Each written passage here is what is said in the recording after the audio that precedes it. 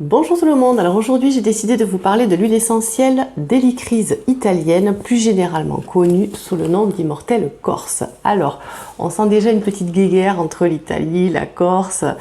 En fait, son nom latin c'est Helichrysum italicum. Alors, italicum c'est italienne parce que c'est là-bas qu'on a vu la première plante, la première fois qu'on a vu la plante c'était là-bas.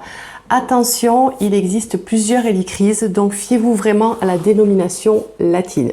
En grec, hélios ça veut dire soleil et chrysos or, ce qui fait référence à la couleur jaune de ses fleurs. Alors pourquoi est-ce qu'en France on l'appelle l'immortelle Corse? D'abord parce qu'on en trouve beaucoup en Corse, parce qu'elle pousse sur des sols très arides, très rocailleux, très ensoleillés, et immortelle parce que une fois que vous avez coupé les tiges, que vous en faites un bouquet, en fait, les fleurs jaunes, on dit qu'elles ne fanent pas. En fait, elles fanent, mais si vous laissez le bouquet la tête en bas, les fleurs vont mettre quasiment 2 ans à faner. Donc, voilà, ce côté immortel vient de là. Les fleurs ont une forte odeur de curry. Alors, je ne vous cache pas qu'au départ, c'est pas très sympa.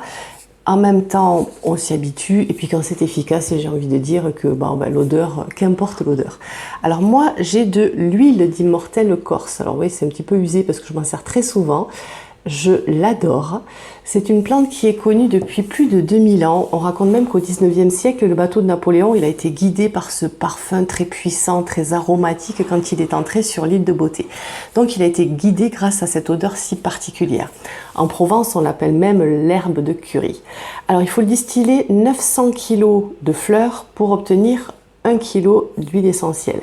Cette huile essentielle, elle est très bien tolérée par la peau, donc en cas d'urgence, je dis bien d'urgence, vous pouvez l'utiliser pure et sur une petite surface. Par précaution, alors c'est vraiment par précaution, on évitera de l'utiliser chez les femmes enceintes et les enfants de moins de 6 ans. Pour son utilisation, en gros, on va garder que la voie cutanée. La diffusion, elle n'a aucun intérêt, parce que déjà ça sent pas très bon.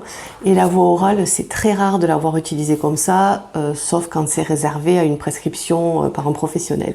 Donc on va vraiment s'attarder sur la voie cutanée. Elle est essentiellement utilisée comme anti-hématome et cicatrisante. Elle a d'autres propriétés dont on va parler, mais si vous ne devez en retenir que 2, parce qu'elle est vraiment la reine dans son domaine, c'est contre les hématomes et pour aider à cicatriser. C'est la seule qui va permettre à vos hématomes de se résorber. Moi, je marque très vite. Dès que je me cogne, j'ai un bleu. Donc voilà, vous comprenez pourquoi c'est ma copine et que je m'en sers très souvent. Par contre, il ne faut pas l'utiliser sur des plaies ouvertes parce qu'en fait, elle n'a pas de propriété anti-infectieuse ni antiseptique. Donc, autant la réserver pour l'étape d'après, à savoir la cicatrisation. Elle est utilisée aussi pour soulager les brûlures, notamment après un coup de soleil par exemple. Mais on va quand même forcément parler de ses autres propriétés.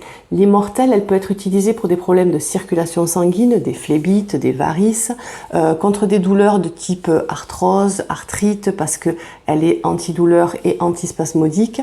On dit aussi contre le diabète, parce qu'elle fait baisser le cholestérol. Et on parle aussi d'elle, alors pour tout ce qui est bronchite, bronchiolite, rhinopharyngite, etc. Personnellement, je trouve qu'il existe d'autres huiles essentielles qui, pour moi, sont plus efficaces dans ces cas-là, mais elle a quand même son petit effet, donc je vous le dis. Cette fleur, donc, elle met tellement de temps à sécher, comme on a vu tout à l'heure, et donc à mourir, qu'elle réserve aussi de grands pouvoirs qui sont utilisés en cosmétique, notamment pour ses propriétés anti-rides, contre le vieillissement de la peau. On dit même que l'huile essentielle d'Immortelle, elle détiendrait un pouvoir antioxydant 2 fois plus puissant que la vitamine E. Donc c'est pour dire à quel point elle est intéressante pour les cosmétiques.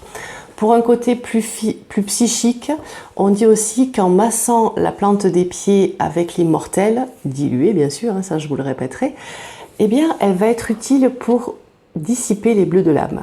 Voilà, je vous laisse méditer là-dessus.